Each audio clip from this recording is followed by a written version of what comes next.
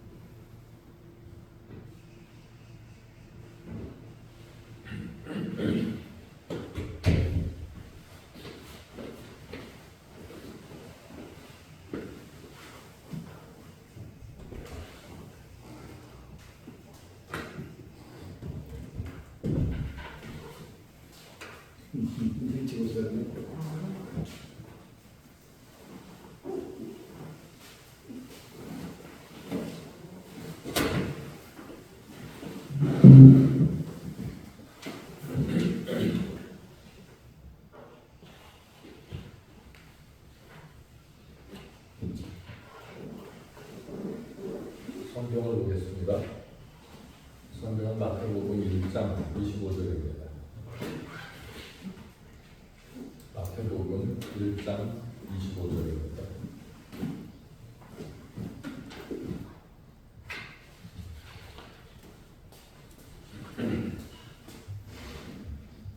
마태복음 1장 25절 함께 보겠습니다. 앞으로 나는 간절히 공신하지 않는 나의 이름을 예수하시리라. 예수님 되신 주님, 오늘도 저희들이 주님을 향하여 마음 열고 달려가기를 원합니다. 이미 이곳에 계신 주께서 저희들의 마음을 붙잡으시사 주를 향케 하옵소서. 주 예수님 이름으로 기도드립니다.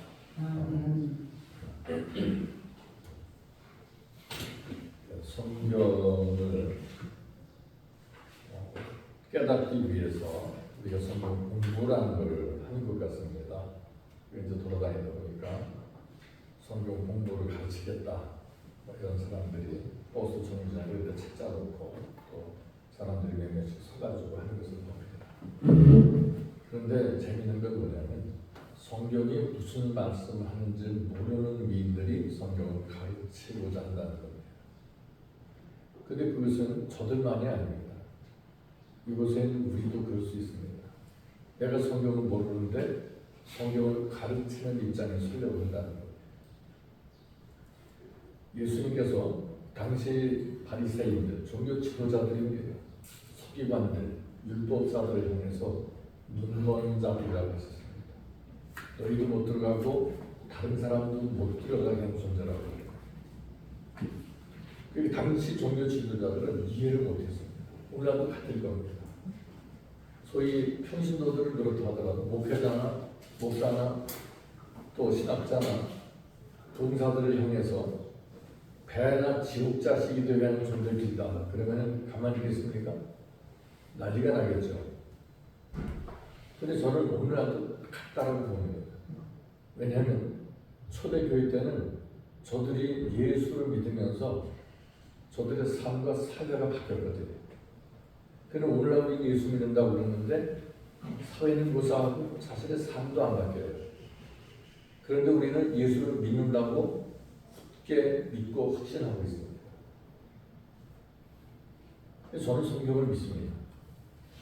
성경은 진리라 진리를 받아들이고 그 진리가 우리를 바꿔놓습니다. 진리는 능력이 있어요. 우리는 잘 말하잖아요.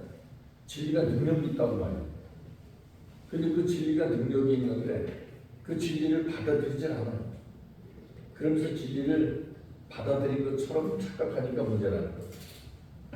그 하늘의 지혜가 있냐면 지혜는 지식하고 다릅니다. 그러니까 우리가 지식적으로 받아들인 다음에 그것을 활용하여 지혜가 되게 해야 됩니다. 근데 우리는 지식으로 그것이 마치 믿음의 어떤 그 유무 내지는 정도를 말하는 것으로 그렇게 착각을 합니다. 하늘의 지혜가 있다면 첫째 나타나는 게 있습니다. 만물의 이치가 드러나요. 세상 만물의 이치가 드러납니다. 그래서 이제 그런 것을 경험하면 이게 불교에서 말하는 득도하면 해탈한다는 그런 경지인가? 이런 생각이 들 정도입니다. 만물의 이치가 드러난다는 것이 말은 들었어. 근데 그게 뭔지 모르겠어. 그러면은 기도하셔야 됩니다. 생각해 보세요. 만물의 이치가 드러나지도 않았는데 진리의 이치가 드러나길 원한다. 아니 만물보다 더 깊고 심오한 것이 그게 하늘의 진리 아니겠습니까? 그러니까 만물의 이치가 드러나지 않으니 진리도 이게 뭔 말하는지 깨닫지 못하는 겁니다. 제자들은 예수님께서 말씀하실 때 생명의 말씀이 주께 있사오니 우리가 뒤에 가오니까 그랬습니다. 생명의 말씀이 있다고 했습니다. 근데 우리는 그분의 말씀을 생명의 말씀으로 받아들이느냐? 그러면 우리가 이렇게 살지 않겠죠. 그냥 지식으로 받아들이니까 이렇게 사는 거고 그 지식 전달자로서 만족을 하고 그것을 잘하면 많이 모이니까 지식 전달자가 마치 목양을 잘하는 것처럼 이렇게 생각을 한다는 거예요. 근데 생각해 보십시오. 바울이 남겨놓은 제자가 몇 명이나 있었고 베드로가 남겨놓은 제자가 목회해가지고 남겨놓은 제자가 얼마나 있었습니까? 예수님은 몇 명이나 남겨놓으셨나요? 세례요한은 몇 명 남겨놨죠? 구약 선지자들이 몇 명을 남겨놨습니까? 없어요. 예수님이 십자가 매달 때 다 떠나갔다고 그랬습니다. 그런 것을 우리가 인식을 잘못하는 거예요. 우리 자신이 먼저 그분의 제자가 돼요. 제자라는 건 그 길을 따라가는 거예요. 근데 그 길을 발걸음 한 걸음 한 걸음 같이 놓으면서 나가야 되는데 그게 안 돼요.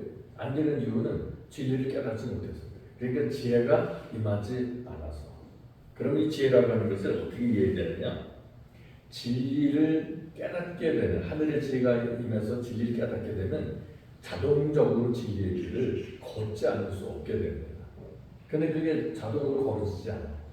그 말은 하늘의 지혜가 임하지 않았고 그 지혜가 깨달아지지 않았다는 겁니다.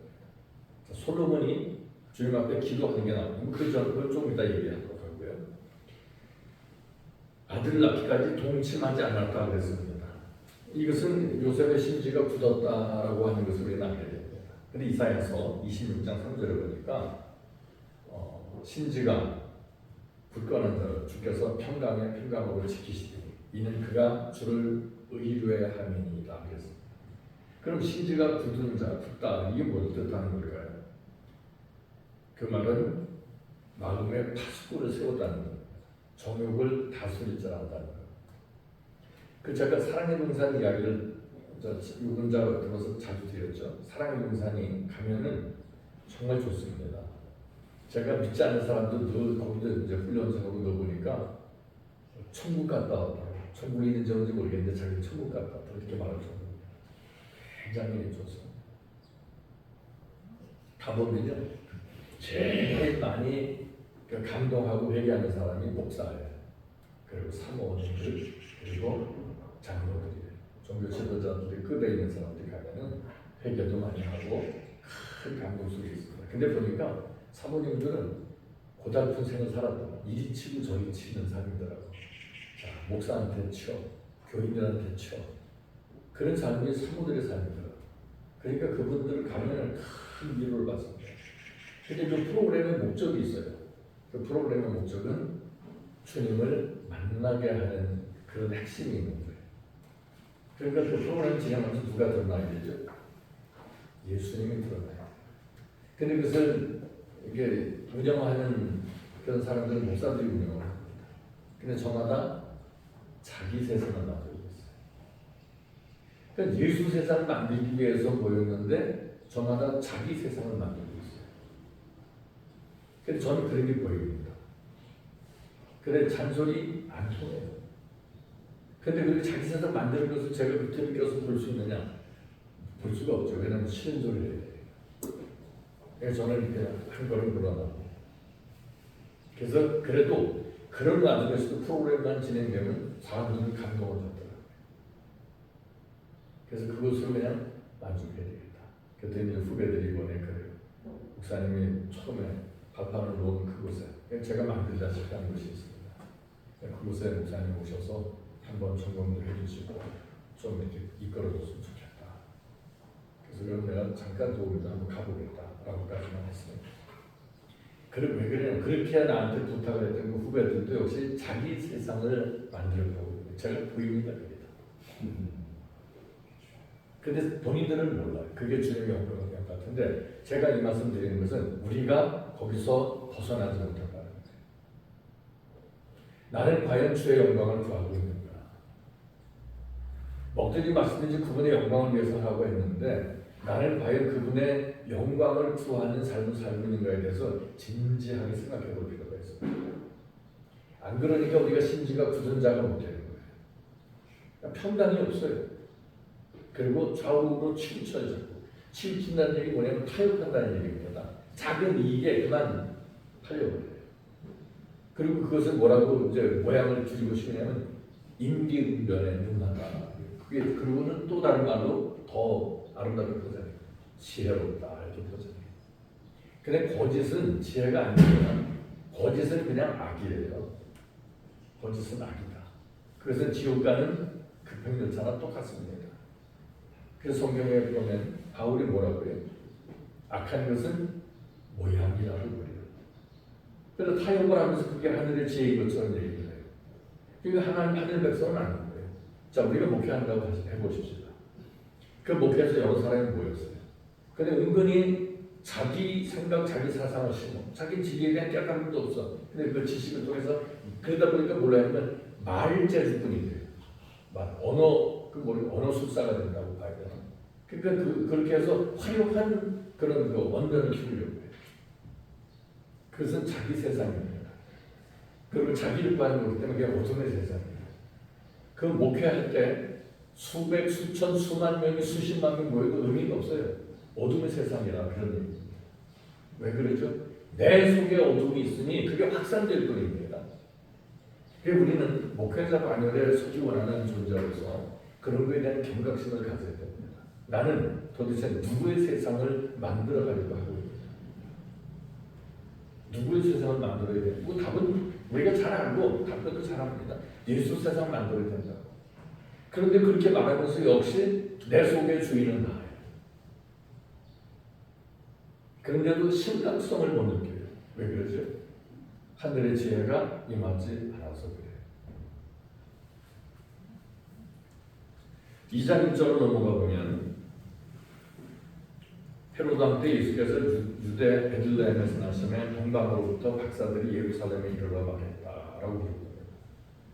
헤롯이라고 하는 사람은 전에 말씀드린 것처럼 부인이 10명이나 있었습니다. 그리고 10명의 자녀가 있었다고 합니다.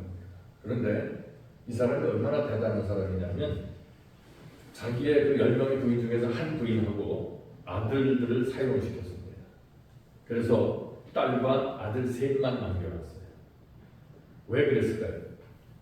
자기 자리를 넘기니까.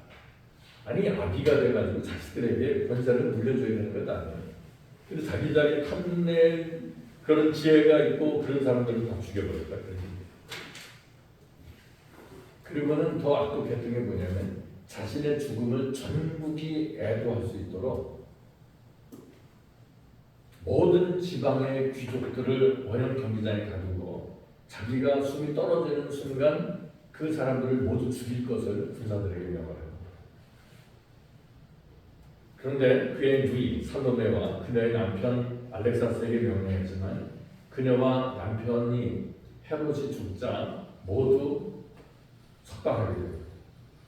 헤롯은 34년간 치리했었습니다. 하지만 그의 치세는 폭력과 살육으로 이루어진 사치와 타락을 극치었었다는 것. 그가 70세에 타계하게 됩니다. 이 헤롯이 누구냐? 오늘의 우리의 모형이라는 것을 잊지 말아요. 헤롯은 우리의 모형입니다. 폭군이에요. 자기의 영광을 위해서는 폭군이에요. 타협이 없습니다. 예수님하고 타협이 안 돼요. 예전에 큰 교회, 저기 둔천동에서 큰 교회인데 거기 다니는 한수 집사가 저한테 그런 얘기예요. 목사님, 우리 교회에서는 예수님 자리 없어진 지 15년도 넘었습니다. 뭔 얘기냐 그랬더니 당회장이 예수님 자리에 앉은 지 오래됐습니다. 근데 그게 남의 얘기가 아니라 저마다 하늘왕의 자리가 있습니다. 우리 심령에. 그 심령의 주인이 그분이냐 나냐 하는 그 생각을 해야 돼요. 근데 생각이 안 되죠. 왜냐하면 분별력이 없어요. 다시 말하면 진리가 깨달지 않아서 그래요. 그 진리가 깨달지 않았다 그 말은 하늘 지혜가 임하지 않았다. 지식으로만 있어요. 성경이. 그게 지혜로 바뀌어야 그래야 깨달음이 오는데 지혜로 바뀌질 않아요. 지식은 지식일 뿐이에요. 그 지식을 뭐라고 표현하지? 성경 바울의 말을 보면 몽학 선생님. 하늘의 지혜에 도달하게 하는 몽학 선생 역할을 하는 게 성경에 대한 지식이란 말입니다.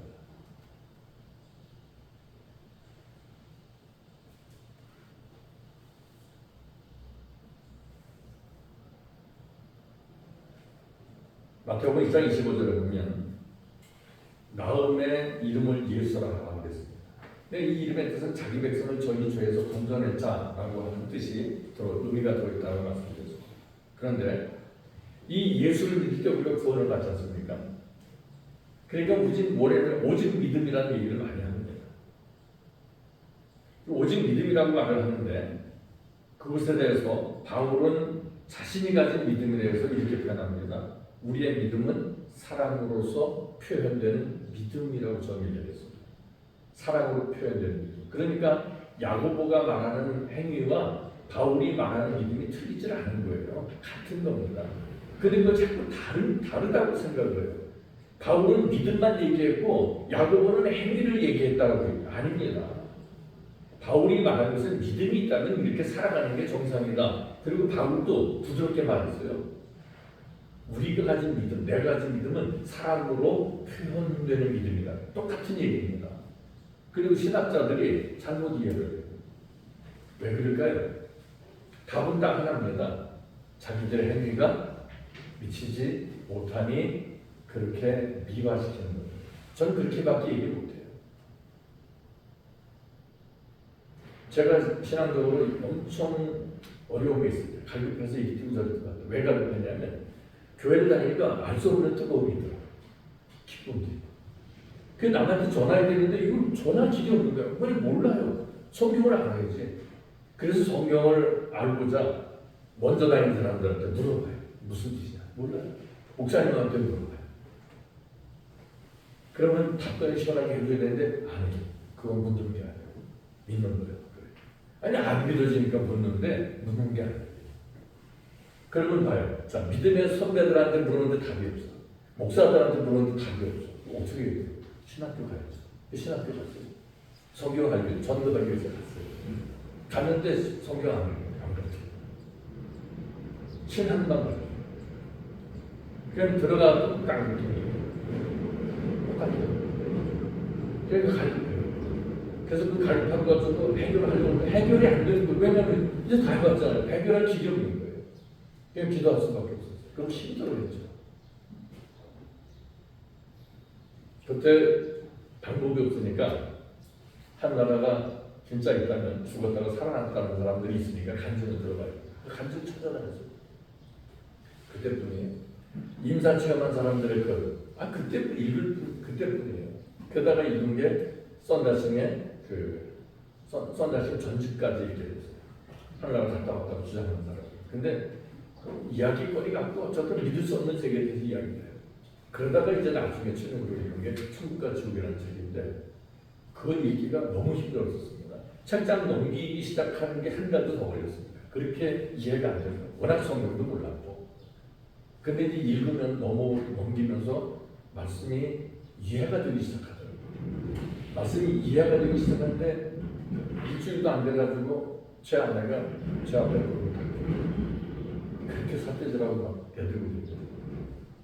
성경 그지같이 한다. 근데 딱 무릎을 꿇자마자 당신은 하나님의 사람입니다. 그 말은 삶이 변화되기 시작했다는 거 아니겠어요? 가족들도 다 그걸 느끼면서 그 주간에 다 성경책 사가지고 교회다 다녔어요. 그렇게 전도하려고 해도 안 되던 미인들이 그냥 한 방에 해결되더라고요. 그러면서 저는 천국 같은 생활을 했어요. 내가 내 발을 쳐다봤어요. 마치 구름 위를 걷는 것 같아요. 말씀을 읽으면 이게 송이쿨보다도 다르고 막 황홀경 속에 그 엑스타시 같은 것들이 그 속에 있었어요. 이 놀라운 이 세계를 그러고 나서 설교 목적하는 거예요. 정말 이해할 수 없는 그런 일들이 얼마나 많이 일어나는지 모르겠어요. 그래서 제가 고향 이번에도 이제 사람들이라서 봉사 진행부에 있었습니다. 그래서 제가 이제 이런저런 얘기하다가 나를 변화시킨 이야기를 잠깐 했어요. 사람 용사는 내게 엄청난 영향을 줬다. 그리고 그 어떤 책을 하나 읽었는데 그게 큰 영향을 줬다. 그랬더니 사람 사는 경험을 했잖아요. 그 책이 뭐냐? 사모님 책이 은퇴하신 목사 부인들이에요. 그러니까 이제 다 겪어봤잖아요. 은퇴하신 분들이. 그 책이 이름이 뭐냐? 그거 뭐 하시려고? 목사님에게 영향을 줬다는 게 읽어봐야죠. 그 제가 느낀 게 이 양반들이 평생 가게 돼요. 그래서 제목을 얘기했어요. 그랬더니 제목을 가지고 검색한 거예요. 뭐 하세요? 구입해야죠. 주문하죠. 어디서 주문해? 교회에다 하십니다. 교회에다가 주문하고 주문했어요. 보여주시죠.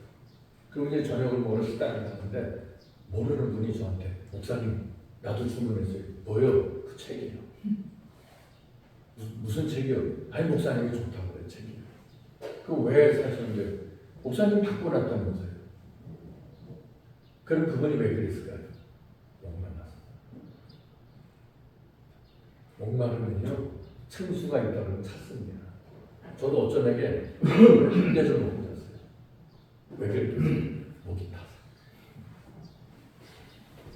목이 타니까 어쩔 수 없어요. 그리고 걱정을 했죠. 야 이거 자다가 또 화장실 가다고 몇 번 깨는 게 아니야. 근데 은혜 중에 새벽까지 그냥 잘 잤어요. 목마르고 물을 찾습니다. 물을 찾는 심령이니까 아닙니다. 그 물을 찾으면요 어디 가서 물을 찾죠? 여기 가라고 안 가겠습니까? 갑니다. 근데 제가 볼 때 요즘에 다른 일이 없으니까 아예 지금은 포기하고 기도하고 주님 정말 주님 찾기 원하는 심령이시면 보내주십시오. 저는 그러고 기도하고 이제는 예전같이 20권씩 사서 나눠주고 그런 짓 안 합니다.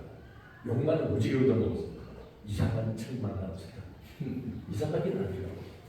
그래서 저에게는 그게 어마어마한 사건이었기 때문에 그런 겁니다. 만약에 제가 전하는 게 이단 연수가 있거나 쓸데없는 소리 하거나 그러면은 사실 읽을 일이 없었어요. 제가 딱한 삶을 살거나 그러면은 읽으실 이유가 없습니다. 자, 이 얘기만 해보겠습니다. 제 아내가 어느 날 저보고 돈을 좀 요구를 해요. 근데 저는 목회하면서 한 푼도 받아본 적이 없어요. 사례비는 다 와이프 통장으로 가는 거예요. 그래서 아니 사례비가 다 당신한테 가는데 나한테 돈 얘기를 하면 어떡하냐. 그것도 내일 필요한 돈이 145만 원이라고 그렇게 얘기하면 되고 어디 돈 꿔본 사람도 아니고 꿀 때도 없고 기도해야 되는데 그걸 기도해도 되냐. 그게 중요하죠. 그러니까 돈 놓고 기도해 본 적이 없다는 거예요. 사모가 돼가지고. 그러면 이 건축할 때 내가 뭐 했겠냐고 물어봐요. 우리가 돈 나오고 한국이 있었냐? 그럼 내가 이거 돈 빌려 100방 돌아가겠냐? 난 기도했잖아. 당신도 기도해야 돼. 기도하면 돼. 사모가 돼가지고 불소리가 났다고 그랬어요. 그랬더니 그 다음날 하얀 봉투 하나 들고 왔어요. 저 머리에서. 여보, 기도하니까 됐대. 뭐가 돼? 145만. 보세요. 사모도 못 믿었던 거예요. 50이 넘도록 못 믿는 거예요. 뭐를 내 이름으로 내게 그러면 내가 시행하리라. 안 믿어진 건지 못 믿은 건지 모르겠는데 안 믿어졌죠. 제가 와이프 형좀 봤습니다. 우리는 내가 믿음이 있다고 착각할 것이 아니라 예수께서 말씀하셨습니다. 그 떡에 대해서도 말씀하셨는데 유대 베들레헴에서 나셨다 그랬죠. 예수님이. 근데 베들레헴이라고 해서 베들은 집이라는 뜻이 있고 레헴은 빵, 떡이에요. 떡이라고 우리말로 그러는데 떡이 아니고 우리가 떡은 이 주식이 아니잖아요. 그렇죠? 우리 주식은 밥이에요. 그 사람들이 주식은 빵입니다. 그럼 그 사람들의 주식 빵으로 바꾸든지 아니면 우리 식으로 밥으로 하든지 그래야 돼요. 근데 요한복음 6장 33절을 이해해 보면 하나님의 떡은 하늘에서 내려 세상에게 생명을 주는 것입니다. 저희가 가보되 주여 이 떡을 항상 우리에게 주소서. 자, 생명 얘기가 나오니까 그 떡을 항상 나와요. 그러니까 제자들도 뭐에 가득 했다는 얘기예요. 그러자 예수께서 말씀하십니다. 가로사대 내가 곧 생명의 떡이니 내게 오는 자는 결코 줄이지 아니할 터이요 나를 믿는 자는 영원히 목마르지 아니하리라. 그러나 나는 너에게 이르기를 너희는 나를 보고도 믿지 아니하도다. 이 이야기가 우리 이야기 아니겠습니까? 주님이 생명의 떡이라고 주님 앞에 가는 자는 다시는 목마르지도 않고 배고프지도 않다고 하셨습니다. 근데 우리는 목마른 거 항상 잊어요. 그 말은 예수님을 향해 가고 있느냐 아니냐를 우리 스스로 분별해야 된다는 거예요. 36절 말씀은 이게 해당된다고 봐야 되겠습니다. 그러나 내가 너희더러 이르기를 너희는 나를 보고도 믿지 아니하니. 자, 예수를 보고 믿지 않는다는 게 뭘 뜻할까요? 제자들이 그때 예수님을 믿고 따랐습니다. 주님이 떡 주실 줄 알고 병 주실 줄 알고 믿고 따라다녔습니다. 근데 너희가 나를 보고도 믿지 못한다고 그랬습니다. 그러니까 그 믿음은 우리가 생각하는 것과는 다르더라는 거예요. 그분이 십자가에 달려 돌아가시면서 믿는다. 그런 차원도 아닌 거예요. 제가 자주 말씀드렸던 그분이 누구냐는 거 예수가. 창세기도 보면 그 아브라함과 이삭의 대화를 말씀드렸죠. 이삭의 아버지 불가나무는 제가 가지고 있는데 하나님께 드릴 번제물은 어디 있습니까? 그때 킹제임스 버전에서 그렇게 말씀합니다. 킹제임스 버전을 보면 아들아 여호와께서 자기 자신으로 어린 양을 삼으신 것이다. 근데 그렇게 번역했다고 이단으로 뭐라고 그랬어요? 누가? 한국교회. 한국교회는 그분 아는 것을 피하죠. 생각을 잘 해야 됩니다. 자, 그분을 아는 것을 피하게 하면은 그게 하늘 집단이에요? 아니면 어둠의 집단이에요? 과감하게 말할 수 있습니다. 그건 어둠의 세력이에요. 자, 말라기서를 보십시다. 현대 성경을 보면 내가 내 사절을 꺼내서 내 길을 준비하고 나도 그 뒤를 이어 내 성전에 너희가 기다리는 주님으로서 갑자기 들어갈 것이다. 만군의 여호와가 이른다. 자, 그리고 오시려고 한 분이 예수시잖아요. 그런데 그렇게 말씀한 건 누구예요? 여호와시에요. 여호와께서 오신다고 했습니다. 그래서 오셨어요. 그 예수님이 내가 아버지다 그랬어요. 그러니까 돌로 때려 죽여버리라고 했어요. 그리고 십자가 달려 결국 죽여버렸어요. 누구를? 여호와를. 누가? 믿는다고 하는 사람들이. 아이러니예요. 그러면 그 이스라엘 백성은 누구냐? 오늘 우리의 모형이라는 거예요. 그럼 나는 그분을 영접했느냐? 아직도 아직까지. 심각한 거죠. 뭘 믿는 거예요? 그분의 하나님? 귀신들도 믿고 떠온다고 그랬어요. 근데 그분이 누구냐는 게 그걸 믿는 게 진짜 믿음이고 그게 기초입니다. 그래서 오직 예수만이 복음이라는 거예요. 예수가 기쁨의 소식이라. 예수님 누구예요? 천상천하의 유일하신 참 하나님이시라는 거예요. 요한 1서 5장에도 말하잖아요. 유일하신 참 하나님이시라고 말하잖아요. 근데 왜 안 받아들이냐는 거예요. 사도들은 그렇게 목숨을 다해가면서 그렇게 전했는데 그렇게 전하는 그런 성경책을 왜 읽으라고는 뭐냐는 거예요. 제가요 그 목회 연구원에서 강의를 들을 때 한 300~400명 곳에 강의를 들었어요. 구약의 여호와 그분이 예수시다고 했다. 저 이단을 들었어요. 근데 김 목사라고 하는 충신대학교 신학대학원 학장이었던 그분이 자기 강의 시간이 다른 거였거든요. 구약 강의였을 때 갑자기 그런 말씀을 하세요. 우리에게 엿들은 것 마냥. 구약의 여호와 그분은 신약의 예수시다. 그러니까 그렇게 300~400 목사들이 막 박수 치고 아멘하고 난리 났어요. 그래서 제가 속으로 진짜 그랬어요. 저 병신들 여태 뭐 하고 있었지? 자, 예수 전하는 거예요? 아니에요. 예수라는 이름이 당시에 상당히 많았습니다. 바라바 이름 뭔지 아세요? 바라바. 예수 대신 노래하는 바라바. 이게 그 이름 조사해 보셨어요? 바라바도 예수예요. 예수 바라바입니다. 자, 여기서 우리는 분리해야 돼요. 어떤 예수를 원하는? 이스라엘 사람들은 민족의 해방 지도자 예수를 원했어요. 그래서 바라바로 가는 거예요. 영적인 예수 원하지 않았어요. 오늘 우리는 어떤 예수 원합니까? 바라바 예수 아니면 나사렛 예수?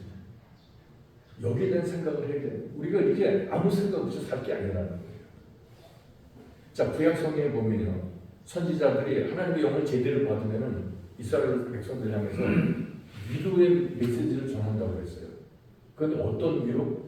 죄를 짓지 않는 몸부림치는 백성들에게는 위로의 메시지를 썼어요.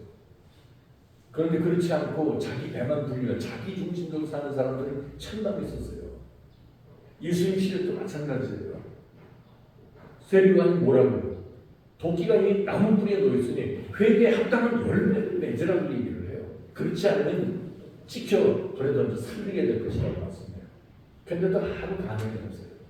왜 가문이 없죠? 양심이 파인 나져서 아무 생각이 없어요.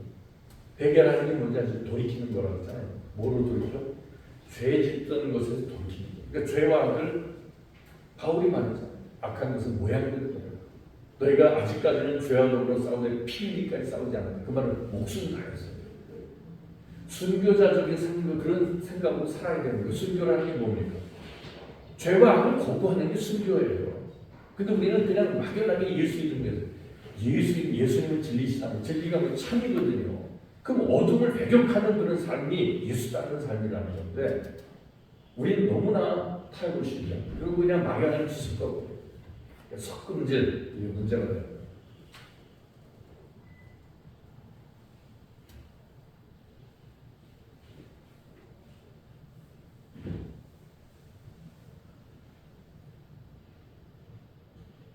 다른 이런 다른 것들은 이제 제가 이 자료는 저기 목사님들께 드렸으니까 필요하시면 요거를 이제 보시면 마태복음 강해라고 해서 자료가 있습니다. 파일화 되어 있으니까 이걸 달라고 하셔서 여러분들이 여기다가 추가하고 빼고 해가지고 활용을 하시면 되겠습니다. 그냥 제가 드리는 자료입니다. 자료 그렇게 이해하시면 좋겠습니다. 그리고 열왕기상 4장 30절을 보면 솔로몬의 지혜가 동양 모든 사람의 지혜와 애굽의 모든 지혜보다 뛰어나다 이렇게 말했습니다. 그런데 이 지혜가 뭐냐면 열왕기상 3장 7절 이하를 보면 나의 하나님 여호와여 주께서 종으로 종의 아비 다윗을 대신하여 왕이 되게 하셨사오나 종은 작은 아이라 출입할 줄 모르고 주의 빼실 백성 가운데 있나이다.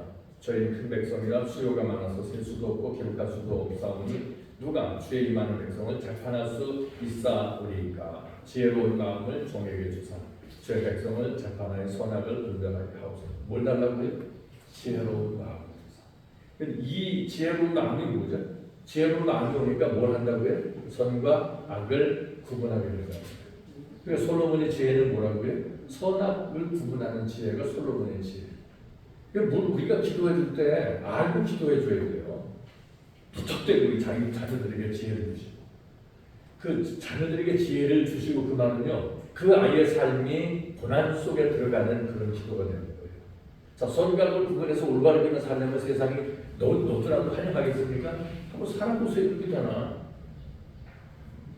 이렇게 생각해보세요. 제가 말씀드린 것 같은데 편도 1차선 지방국도의 경우 있죠. 지방국도가 그러면 이제 왕도 2차선 편도 1차선이에요. 여기 60km가 기본이다. 보통 그러잖아요. 60km 쏘는데 60km 한번 가보세요. 속도 지켜서. 그럼 속도 지켜가는 게 잘하는 거예요? 못하는 거예요? 잘하는 거죠. 그렇게 가면은 다 반응해줄까요? 뒤에 따른 차를 죽이려고 진짜 막 밀어버리고 난리나요. 저 몇 번 죽을 뻔했어요. 올바로 살면 핍박이 없다고 해요? 그 거짓말입니다. 다르게 살면 핍박이 있습니다. 자, 사업하면서 세금 제대로 내면 어렵죠. 핍박은 있습니다. 요즘 공무원들 지금 공무원이 계실지 모르겠는데 공무원들 지금 뇌물이 지금도 있답니다. 제 아들이 공무원 상대해서 사업을 했었는데 그 얘기를 뇌물이 지금도 있어요. 뇌물 없으면 사업이 운영이 안 된다. 그게 뭐냐? 다 어둠의 일들이에요. 그 뇌물 없으면 안 되는 그 사업은 그런 정도. 그리고 제가 이제 예전에 소설 목회하는데 출입하던 그 여성들의 남편인데 나이는 저보다 4살 정도 차이가 안 나요. 근데 저를 영적인 아버지처럼 따르고 근데 그분이 군무원이 있었어요. 근데 이제 그만뒀습니다. 그 이유가 술판, 담배판 속에 끼어들지 않으면 늘 왕따고 괴롭힌다. 그래서 결국엔 목사님 털어내고 평생 직장을 그만둡니다. 다른 분들 타협하지 않으면요 지금도 어려움은 있습니다. 우리 교회에서 교사들이 있습니다. 예전에 뇌물 막 받고 그럴 때 천지 받을 때 제가 천지 같은 것도 뇌물이고 나 어둠의 일이다 그러니까 뇌물 안 받기 시작했습니다. 동료들로부터 엄청나게 시달렸더라. 네가 안 받으면 네는 뭐가 되냐. 어제까지 같이 도둑질하다가 이제 안 하고 나는 그런 거 안 해. 그러니 칭찬하는 게 아니더라고요. 올바른 사람 칭찬한다고요?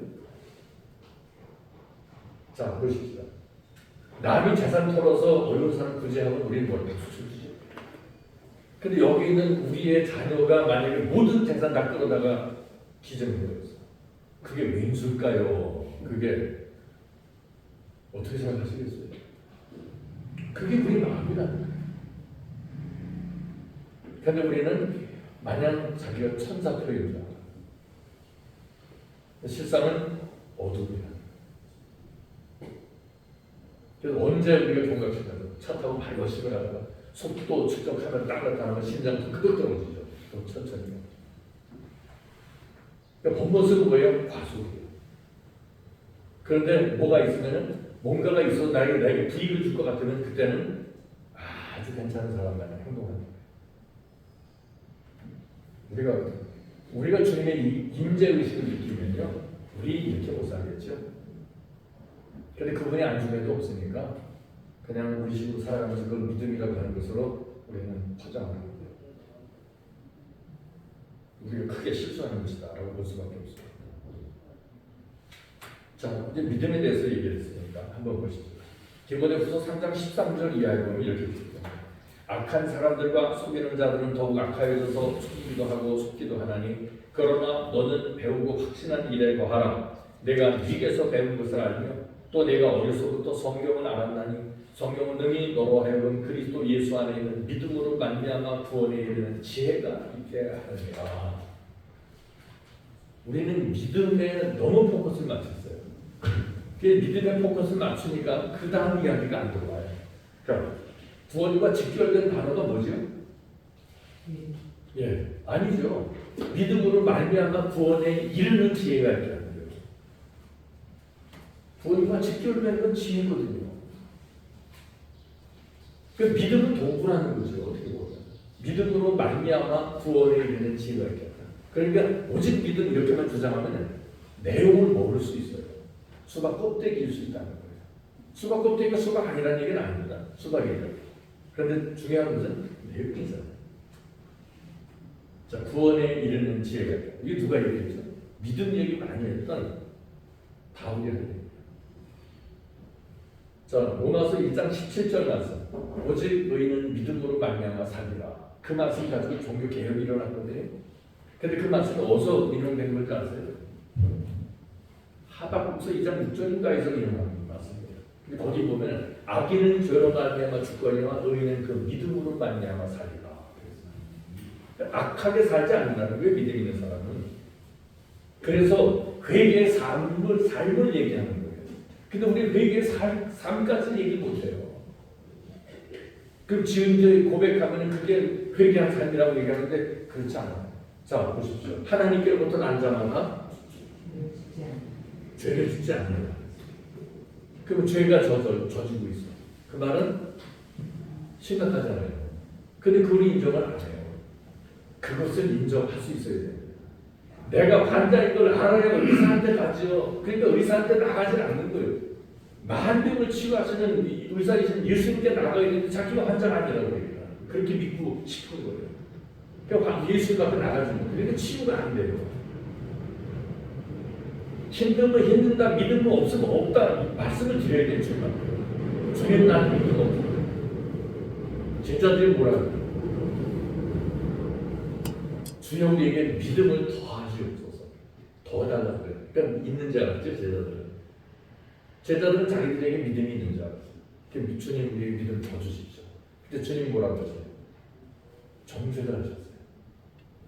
너희에게만 겨자씨만한 믿음이 있다면 너희가 믿음이 있다고 코웃음 치시는 거예요. 겨자씨라는 게 물론 겨자씨보다 더 작은 씨도 있어요. 근데 겨자씨가 참기보다는 약간 작아요. 그런데 그 겨자씨 그건 최소 단위로 있어야 사람들이 인식을 해요. 그러니까 없는 것보다 조금 있는 게 겨자씨거든요. 그러니까 너희에게 믿음이 있다고 웃기는 소리 하지 마라. 그 말씀이에요. 근데 너희에게 믿음이 있다. 너희는 믿음 없어. 만약에 조금이라도 있으면 이렇게 될 것이야. 그래서 저도 그 말씀 읽고서 제가 해봤거든요. 나무야 쓰러져라 안 쓰러져라. 이파리도 미동 안 하더라. 전 진짜 해봅니다. 믿음이 있을 된다고 했습니다. 그 무리도 걸을 수 있다고 뒤도 맞습니다. 툭발이더라고요. 안 되더라고요. 그래서 제가 결론을 딱 내렸습니다. 나는 믿음이 없다. 그리고서 기도할 수밖에 없었죠. 주님 믿음 주십시오. 주님 만나기 원합니다. 하나님을 보여주십시오. 그리고 이 말씀이 진리라는 걸 알게 하십시오. 그걸 놓고 기도했던 거예요. 그 결국 응답 받으니까 놀라운 생각이 그때는 테스트할 게 없잖아요. 그게 무슨 뜻인지 아니까. 그리고 17절에 보니까 모든 성경 16절이야. 모든 성경은 하나님의 감동으로 된 것으로 교훈과 책망과 바르게 함과 의로 교육하기 유익하니 이는 그러니까 의로 반듯하게 교육하는 게 유익해. 근데 거기서 멈추는 게 아니라는 거예요. 더 나아가야 돼요. 어디로? 하나님의 사랑으로 온전케 하며 모든 선한 일을 행하기에 온전케 하려 합니다. 뭐가? 성경입니다. 근데 이 얘기를 하면 무슨 성경이 뭐 선을 행하게 하는 거예요? 아니야. 믿게 하는 거예요. 그러니까 이 뭐니까 그 저차원적인 데서 머물러가지고 더 이상 진행이 없는 거예요. 그러니까 한국 교회가 이렇게 된다라고 밖에 볼 수가 없어요. 그래서 우리 먼저 복음 전달자로 서기 원하는 우리부터 진리의 말씀을 우리 하늘 지혜 받아서 깨달아야 된다는 거예요. 그렇지 않으면 의미가 없어요. 문자 전달 그냥 그런 정도로 우리가 역할을 마무리하면 안 되겠죠. 그러면 돼지목의 진주에 우리가 못 깨달았습니다. 그리고 돼지목의 진주 그 돼지들에게 진주 또 걸어줄 거예요.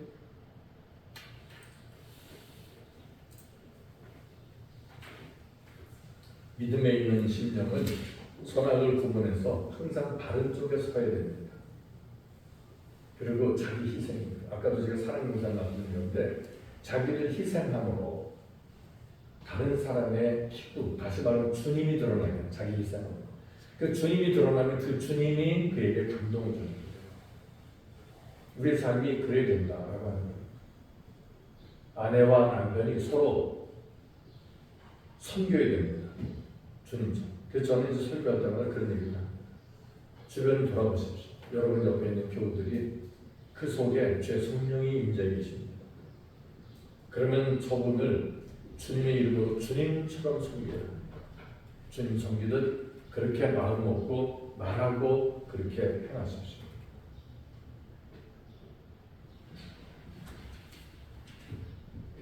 마태복음 2장 2절에 보니까 유대인으로 왕으로 나신 게 어디 있느냐라고 그 박사, 동방 박사라고 하는데 여기에 대한 해석은 여러 가지입니다만 그 나중에 이제 여러분들이 알아서 그쪽 나가도록 하고 그의 별을 보고 그의 경배하고 왔다 그랬습니다. 여기서 이제 별이라는 것은 아주 밝은가요? 별이? 밝아봤자죠. 달빛보다 못하죠. 별은. 그래서 별이 상징하는 바가 있습니다. 이건 지혜일 수도 있고 지식일 수도 있습니다. 그러니까 말씀의 지혜와 말씀의 지식과 지혜가 들어오면 어렴풋이 발견하게 돼요. 어렴풋이. 그 어렴풋한 그런 것은 이제 그 별빛을 보고 살아가는 삶이다라고 볼 수밖에 없어요. 이 별은 그 빛은 주님을 의미하잖아요. 주님을 상징하는데 흐리다라는 거예요. 그러니까 주님에 대해서 제대로 알지 못하는. 그럼에도 불구하고 동방백사들은 자신의 모든 일생 동안 기울여 얻은 것들을 드리려고 찾아왔다라고 생각해요. 그러니까 그분의 흐린 빛만 발견해도 자신 드리는 삶을 살아갈 수가 있겠다라는 것을 우리는 발견하게 되는 것입니다.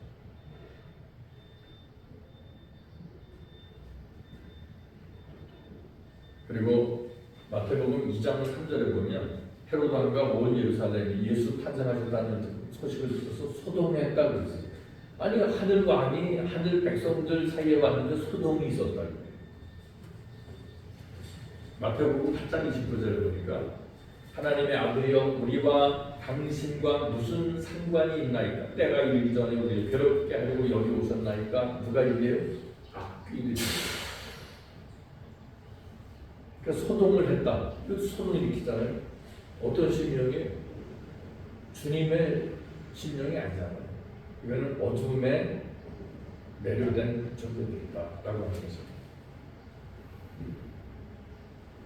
인생으로 낙원을 잃게 하던 존재는 그리스도께서 둘째 아담으로 오신 것을 참으로 싫어하면서 자신의 추종자들로 하여금 소동케 하는 것을 우리는 볼 수가 있다라는 거예요.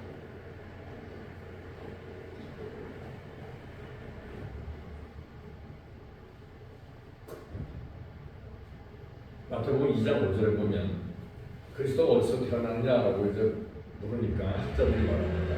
바로 유대 베들레헴 여기 있는 선지자로 이렇게 되었다라고. 여기서 우리가 알게 되는 건 뭐냐면 사탄은 아무나 듣기 싫어하지 않아요. 성경을 많이 아는 사람을 이용합니다. 자, 우리나라에 지금 이단들이 자기가 예수라고 하는 사람들 성경 모든 존재들이 아니고 너무 잘하니까 그걸 활용해서 자기가 그리스도와 천도가 이렇게 시키는 거예요. 사단이 그리스도를 시험할 때 뭘 가지고 응용해서 시험할 때 성경을 이용해서 그렇게 볼 때 성경을 안다, 은사 받았다 하는 사람이 스스로가 조심을 해야 돼요. 제가 좀 놀라운 걸 봤는데 TV에 보니까 UFO를 부른다고 하면서 우리가 감옥으로 부르는 근데 기도할 때 똑같은 단어 선생을 해요. 그리고 그 마음이 어디로부터 왔는가 라는 것을 우리가 생각해요. 2차적으로 성경에서 말하는 방언은 다른 언어예요. 그게 다른 나라 말이라는 거예요. 2차적으로. 그게 우리가 알 수 없는 이상한 말로 하면 안 된다 이런 것이 아니에요. 1차적으로는 다른 나라 언어예요. 그리고 실제로 국민학교밖에 안 나오고 영어 영자도 모르는 사람이 외국으로 가서 설교하는데 그냥 영어로 딱 한 경우도 있어요. 누가 한 얘기예요. 그 손님께서 하시는 그러니까 베드로가 설교할 때 뭐라고 얘기해요? 아니 저 사람은 이 납사리 사람인데 어떻게 우리가 사는 지역의 언어로 이렇게 말하는 깜짝 놀라잖아요. 그게 뭐래요? 그게 방언이잖아요. 분별력을 가지라는 거예요.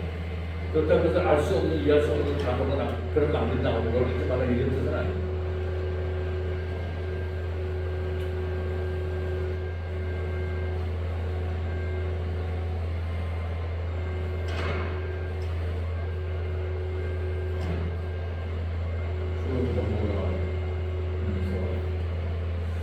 마태복음 2장 10절에 보니까 헤롯이 박사들을 조용하게 가만히 불렀다고 그러면서 별이 나타난 때를 자세히 물었다고 하는데 여기서 볼 때 사탄이 항상 드러나게만 하는 것은 아니다.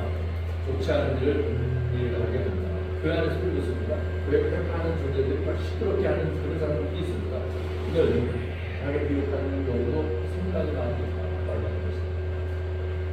그리고 우리도 많이 조심해야 되는데 예를 들어 이제 남편이나 아내에 대해 제3자에 대해서 말하는데 그 사람이 그 아내나 남편이 그 사람에 대한 정보를 전혀 모를 수 있잖아요. 근데 자기가 주관적으로 부딪힌 그런 부분을 얘기해요. 설득이시죠. 그리고 만약에 좋지 않은 교육이 되면은 이 사람이 누구야? 이 사람이 그러면 뭐라고 했어요? 그 배우자가 속으로 그 인간이 저 인간이야? 그러면 죄 짓는 거예요. 그게 그렇습니다. 교회 안에서 서투른 평가를 판단하는 게 다르잖아요. 신앙의 정도에 따라서 있습니다. 그래서 우리는 마귀의 밀각에서는 안 됩니다. 그리스도인은 악한 일을 뭐 했다는 오히려 힘쓰다라고 하는 거죠. 어디 갔더니 저한테 그런 얘기를 우리 목사님들 거짓말 안 하시고 그래서 제가 그래서 아니다. 거짓말 안 하는 게 아니라 나는 거짓말을 하지 않으려고 몸부림치며 사는 사람이야. 미워하지 않으려고 몸부림치면 그게 사랑하는 삶이에요. 애절하고 따뜻하고 뭉클하고 그런 소리에서 거짓말 울까면 그건 사랑이 아니거든요. 미워하지 않으려고 몸부림을 치는 것이 사랑이 있어요. 그러니까 교우들이 미워 죽겠어도 그렇게 하십시오. 원수를 위해서 기도하고 있어요. 저도 원수가 지나는 사람들이 있었어요. 그 사람들을 위해서 제일 먼저 기도합니다.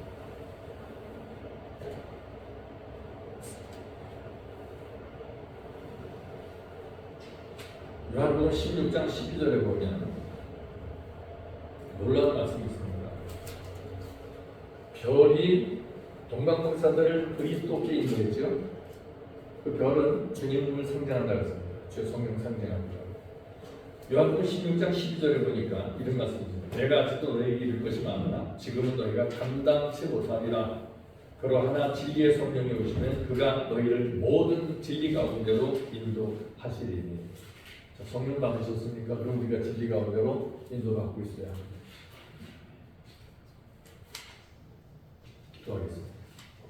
그것은 아버지, 오늘 은혜 중에 저희를 부르셨고 진리의 말씀 가운데 우리를 초청하셨습니다. 저희 마음에 주님을 받아들이게 하시고 주께서 인도하시는 길로 순종하며 나아가게 하여 주시옵소서. 주 예수 이름으로 기도드립니다. 네, 수고하셨습니다.